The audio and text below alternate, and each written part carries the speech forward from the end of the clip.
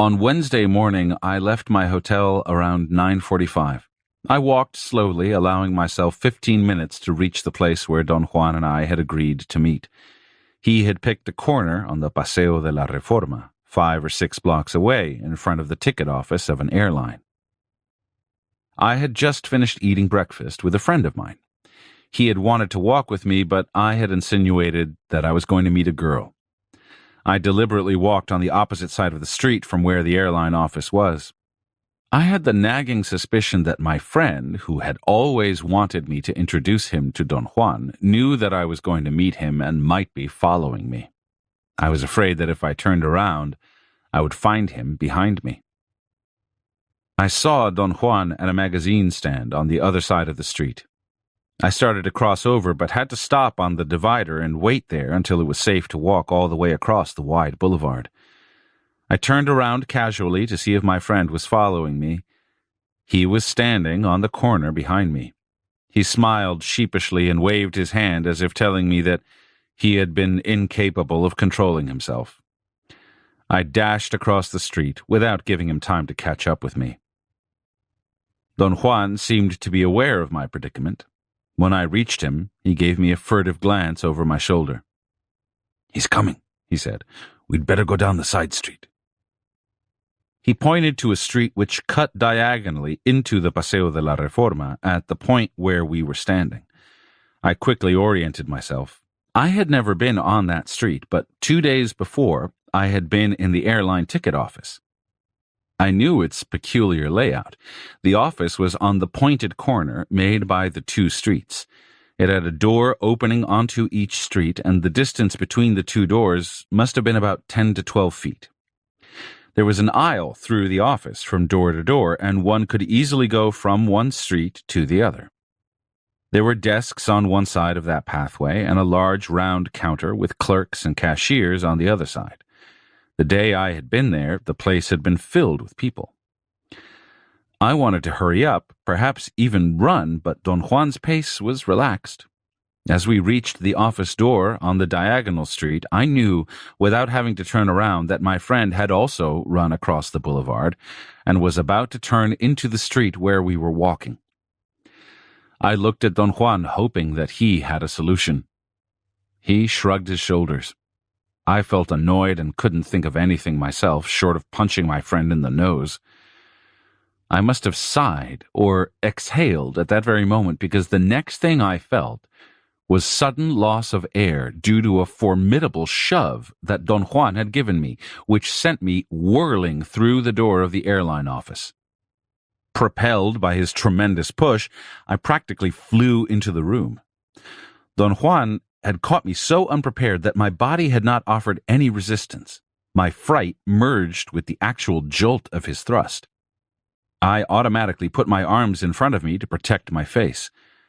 The force of Don Juan's shove had been so great that saliva flew out of my mouth, and I experienced a mild vertigo as I stumbled inside the room. I nearly lost my balance and had to make a supreme effort not to fall down. I twirled around a couple of times. It seemed that the speed of my movements made the scene blurry.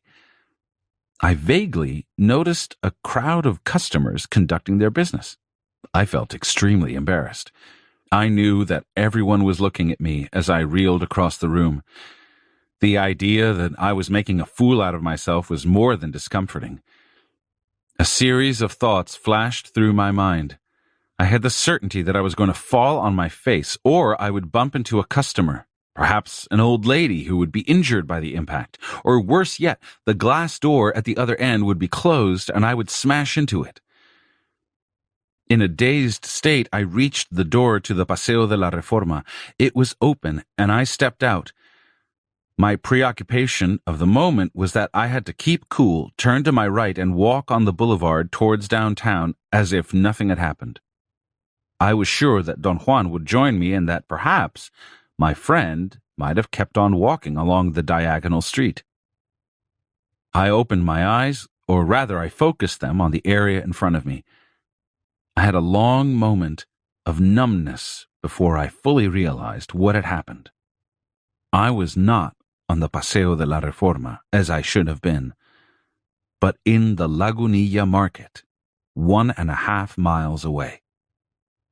What I experienced at the moment of that realization was such an intense astonishment that all I could do was stare, stupefied. I looked around in order to orient myself. I realized that I was actually standing very close to where I had met Don Juan on my first day in Mexico City. Perhaps I was even on the same spot. The stands that sold old coins were 5 feet away. I made a supreme effort to take hold of myself. Obviously, I had to be experiencing a hallucination. It couldn't possibly be any other way. I quickly turned to go back through the door into the office, but behind me, there was only a row of stands with second-hand books and magazines. Don Juan was standing next to me, to my right. He had an enormous smile on his face. There was a pressure in my head, a tickling feeling, as if carbonated soda were going through my nose. I was speechless. I tried to say something without success. I clearly heard Don Juan say that I shouldn't try to talk or think, but I wanted to say something, anything. An awful nervousness was building up inside my chest. I felt tears rolling down my cheeks. Don Juan didn't shake me as he usually does when I fall prey to an uncontrollable fear. Instead, he patted me gently on the head. "Now, little Carlos," he said. "Don't lose your marbles." He held my face in his hands for an instant. "Don't try to talk," he said. He let my face go and pointed to what was taking place all around us. "This is not for talking," he said. "This is only for watching. Watch everything." I was really crying. My reaction to my crying was very strange, however. I kept on weeping without any concern. It didn't matter to me at that moment whether or not I was making a fool out of myself. I looked around. Right in front of me there was a middle-aged man wearing a pink, short-sleeved shirt and dark gray pants. He seemed to be an American. A chubby woman, apparently his wife, was holding onto his arm.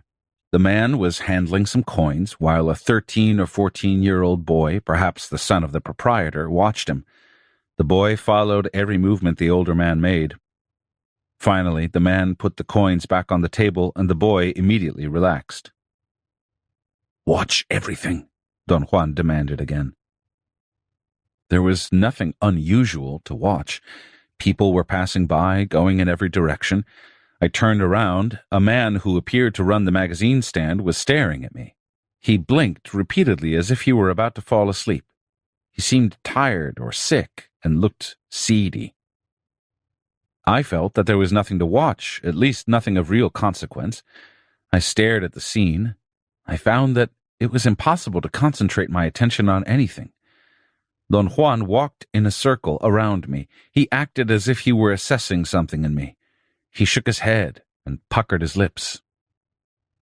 Come, he said, grabbing me gently by the arm. "It's time to walk." As soon as we began to move, I noticed that my body was very light. In fact, I felt that the soles of my feet were spongy. They had a peculiar rubbery, springing quality. Don Juan must have been aware of my sensations. He held me tightly, as if not to let me escape. He pressed down on me, as though he were afraid I would move upwards, beyond his reach like a balloon. Walking made me feel better. My nervousness gave way to a comfortable easiness. Don Juan insisted again that I should observe everything. I told him that there was nothing I wanted to watch, that it made no difference to me what people were doing in the market, and that I didn't want to feel like an idiot dutifully observing some moronic activity of someone buying coins and old books, while the real thing was escaping through my fingers. "What is the real thing?" he asked. I stopped walking and vehemently told him that the important thing was whatever he had done to make me perceive that I had covered the distance between the ticket office and the market in seconds. At that point I began to shiver and felt I was going to get ill. Don Juan made me put my hands against my stomach. He pointed all around him and stated again in a matter-of-fact tone that the mundane activity around us was the only thing of importance. I felt annoyed with him. I had the physical feeling of spinning. I took a deep breath. "What did you do, Don Juan?" I asked with forced casualness. With a reassuring tone, he said that he could tell me about that any time, but that whatever was happening all around me was not ever going to be repeated. I had no quarrel with that. The activity I was witnessing obviously could not be repeated again in all its complexity. My point was that I could observe a very similar activity any time. On the other hand, the implication of having been transported over the distance in whatever form was of immeasurable significance. When I voiced these opinions, Don Juan made his head shiver as if what he had heard me say was actually painful to him. We walked in silence for a moment. My body was feverish. I noted that the palms of my hands and the soles of my feet were burning hot. The same unusual heat also seemed to be localized in my nostrils and eyelids. "What did you do, Don Juan?" I asked him pleadingly. He didn't answer me, but patted me on the chest and laughed. He said that men were very frail creatures who made themselves even more frail with their indulging. In a very serious tone, he exhorted me not to feel that I was about to perish, but to push myself beyond my limits and to simply engage my attention on the world around me. We continued walking at a very slow pace. My preoccupation was paramount. I couldn't pay attention to anything. Don Juan stopped and seemed to deliberate whether or not to speak. He opened his mouth to say something, but then he appeared to change his mind, and we began to walk again. "What happened is that you came here," he said abruptly as he turned and stared at me. "How did that happen?" He said that he didn't know, and that the only thing he did know was that I had selected that place myself. Our impasse became even more hopeless as we kept on talking. I wanted to know the steps, and he insisted that the selection of the place was the only thing we could discuss, and since I didn't know why I had chosen it, there was essentially nothing to talk about. He criticized, without getting angry, my obsession to reason out everything as an unnecessary indulging. He said that it was simpler and more effective just to act without seeking explanations, and that by talking about my experience and by thinking about it, I was dissipating it. After a few moments, he said that we had to leave that place because I had spoiled it, and it would become increasingly injurious to me. We left the market and walked to the Alameda Park. I was exhausted. I plunked down on a bench. It was only then that it occurred to me to look at my watch. It was 10:20 a.m. I had to make quite an effort in order to focus my attention. I didn't remember the exact time when I had met Don Juan. I calculated that it must have been around 10, and it could not have taken us more than 10 minutes to walk from the market to the park, which left only 10 minutes unaccounted for. I told Don Juan about my calculations. He smiled. I had the certainty that his smile hid his contempt for me, yet there was nothing in his face to betray that feeling. "You think I'm a hopeless idiot, don't you, Don Juan?" "Aha!" he said, and jumped to his feet. His reaction was so unexpected that I also jumped up at the same time. "Tell me exactly what you think my feelings are," he said emphatically. I felt I knew his feelings.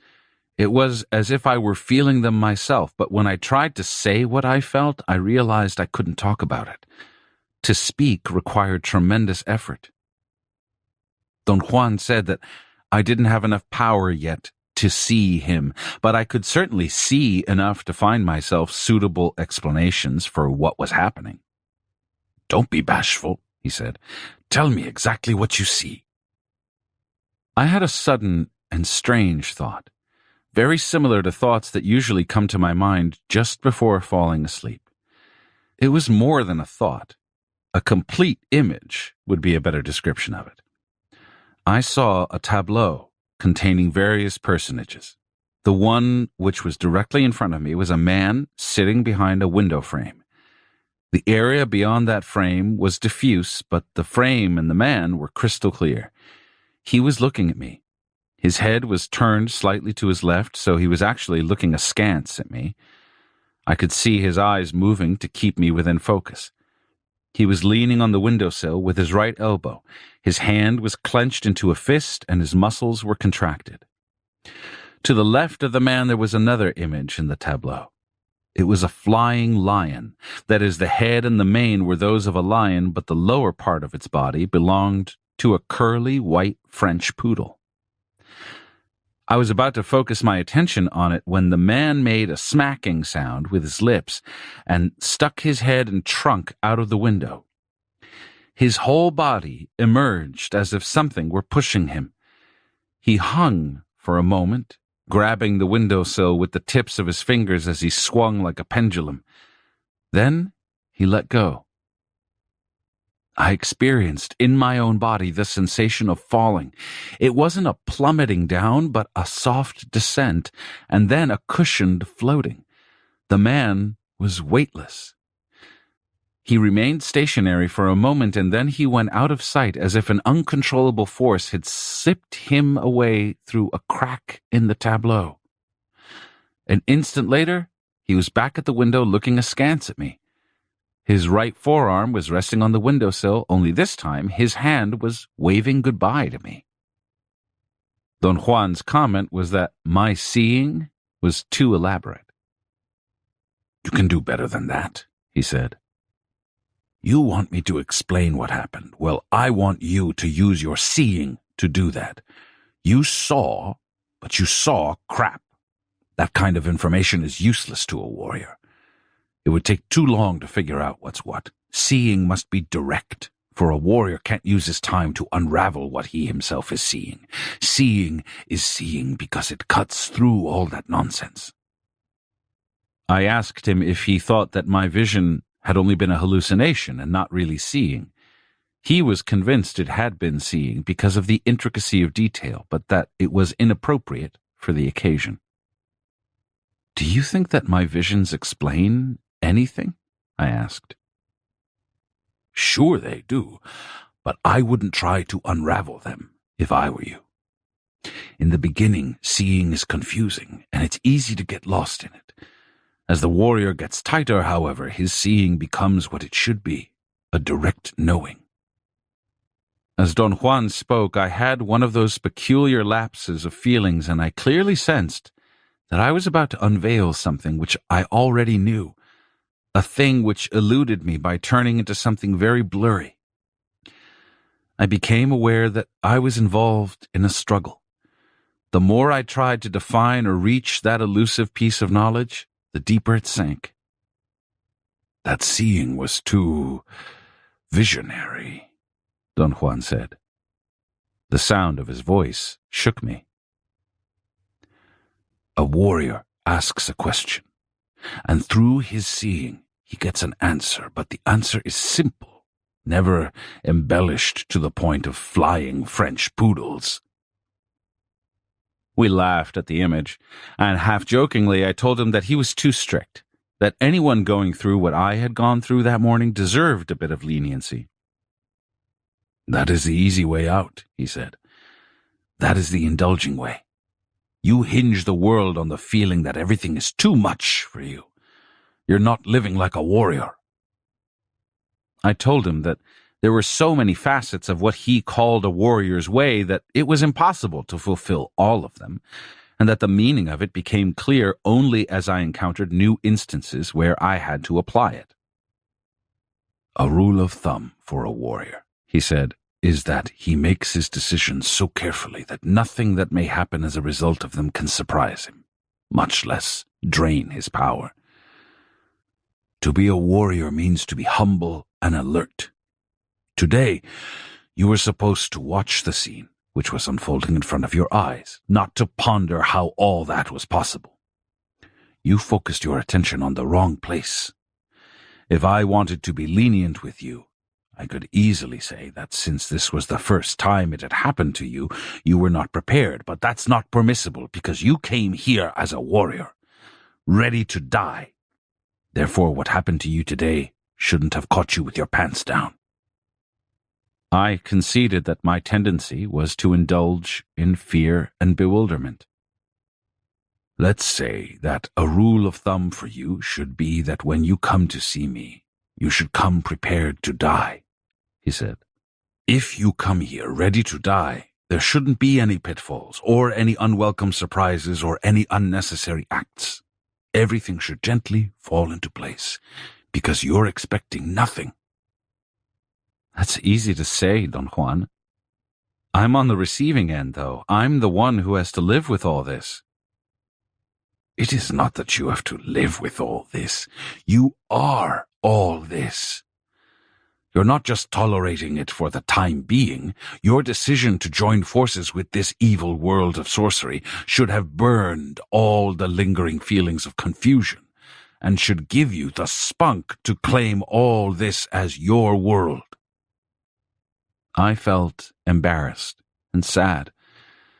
Don Juan's actions, no matter how prepared I was, taxed me in such a way that every time I came in contact with him, I was left with no other recourse but to act and feel like a half-rational, nagging person. I had a surge of wrath and didn't want to write anymore. At that moment, I wanted to rip my notes and throw everything in the trash can. And I would have done that had it not been for Don Juan, who laughed and held my arm, restraining me. In a mocking tone, he said that my Tonal was about to fool itself again. He recommended that I should go to the fountain and splash water on my neck and ears. The water soothed me. We were quiet for a long time. Right, Don Juan coaxed me in a friendly tone. Let's say that your notebook is the only sorcery you have. To rip it up is another way of opening yourself to your death. It will be another of your tantrums. A flashy tantrum at best, not a change. A warrior doesn't ever leave the island of the Tonal. He uses it. He pointed all around me with a quick movement of his hand and then touched my notebook. This is your world. You can't renounce it. It is useless to get angry and feel disappointed with oneself. All that proves is that one's Tonal is involved in an internal battle. A battle within one's Tonal is one of the most insane contests I can think of. The tight life of a warrior is designed to end that struggle. From the beginning I have taught you to avoid wear and tear. Now there is no longer a war within you, not as it used to be, because the warrior's way is harmony. The harmony between actions and decisions at first, and then the harmony between Tonal and Nagual. Throughout the time I have known you, I have talked to both your Tonal and your Nagual. That is the way the instruction should be conducted. In the beginning, one has to talk to the Tonal. It is the Tonal that has to relinquish control. But it should be made to do so gladly.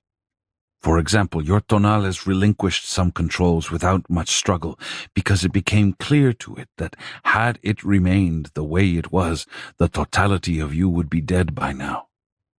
In other words, the Tonal is made to give up unnecessary things like self-importance and indulging, which only plunge it into boredom. The whole trouble is that the Tonal clings to those things when it should be glad to rid itself of that crap. The task, then, is to convince the Tonal to become free and fluid. That's what a sorcerer needs before anything else, a strong, free Tonal. The stronger it gets, the less it clings to its doings, and the easier it is to shrink it. So what happened this morning was that I saw the opportunity to shrink your Tonal. For an instant, you were absent-minded, hurrying, not thinking, and I grabbed that moment to shove you. The Tonal shrinks at given times, especially when it is embarrassed. In fact, one of the features of the Tonal is its shyness. Its shyness is not really an issue, but there are certain instances when the Tonal is taken by surprise, and its shyness unavoidably makes it shrink. This morning I plucked my cubic centimeter of chance.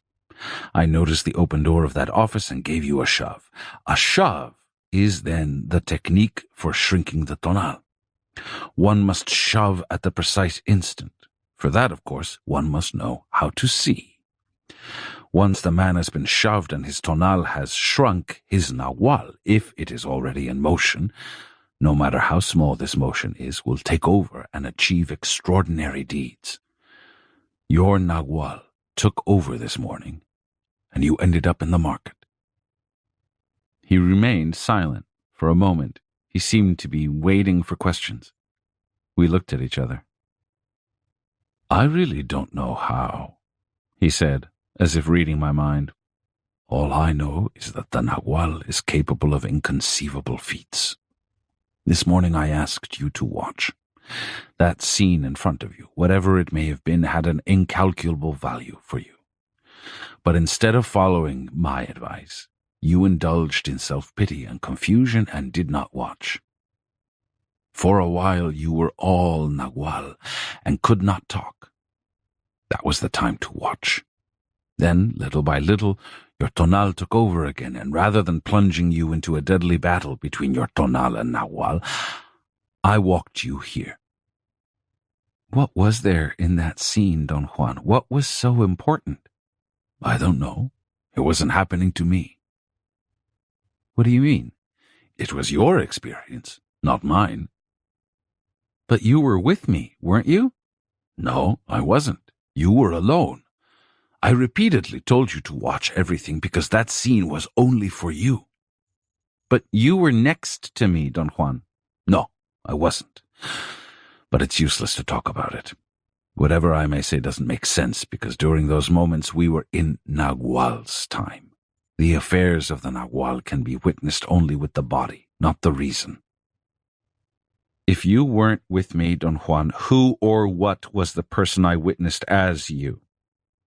It was me, and yet I wasn't there. Where were you then? I was with you, but not there. Let's say that I was around you, but not in the particular place where your Nahual had taken you. You mean you didn't know that we were at the market? No, I didn't. I just tagged along in order not to lose you. This is truly awesome, Don Juan. We were in Nahual's time, and there is nothing awesome about it. We are capable of much more than that. That is the nature of us as luminous beings. Our flaw is to insist on remaining on our monotonous, tiring, but convenient island. The Tonal is the villain, and it shouldn't be. I described the little bit I remembered. He wanted to know if I had witnessed any features of the sky, such as daylight, clouds, the sun, or if I had heard noises of any sort, or if I had caught sight of unusual people or events. He wanted to know if there had been any fights, or if people were yelling, and if they were, what they had said. I couldn't answer any of his questions. The plain truth was that I had accepted the event at its apparent face value, admitting as a truism that I had flown over a considerable distance in 1 or 2 seconds, and that thanks to Don Juan's knowledge, whatever it may have been, I had landed in all my material corporeality inside the market. My reactions were a direct corollary of such an interpretation. I wanted to know the procedures, the members' knowledge, the how to do it. Therefore, I didn't care to observe what I was convinced were the ordinary happenings of a mundane event. Do you think that people saw me in the market? I asked. Don Juan didn't answer. He laughed and tapped me lightly with his fist. I tried to remember if I had actually had any physical contact with people. My memory failed me. What did the people in the airline office see when I stumbled in? I asked. They probably saw a man staggering from one door to the other. But did they see me disappear into thin air? That is taken care of by the Nahual. I don't know how. All I can tell you is that we are fluid, luminous beings made out of fibers. The agreement that we are solid objects is the Tonal's doing. When the Tonal shrinks, extraordinary things are possible. But they are only extraordinary for the Tonal. For the Nahual, it's nothing to move the way you did this morning, especially for your Nahual, which is already capable of difficult ploys. As a matter of fact, it has plunged into something terribly weird. Can you feel what it is? A million questions and feelings came to me all at once. It was as if a gust of wind had blown off my veneer of composure. I shivered. My body felt it was at the edge of an abyss. I struggled with some mysterious but concrete piece of knowledge. It was as if I were on the verge of being shown something, and yet some stubborn part of me insisted on blowing a cloud over it. The struggle made me numb by degrees until I couldn't feel my body.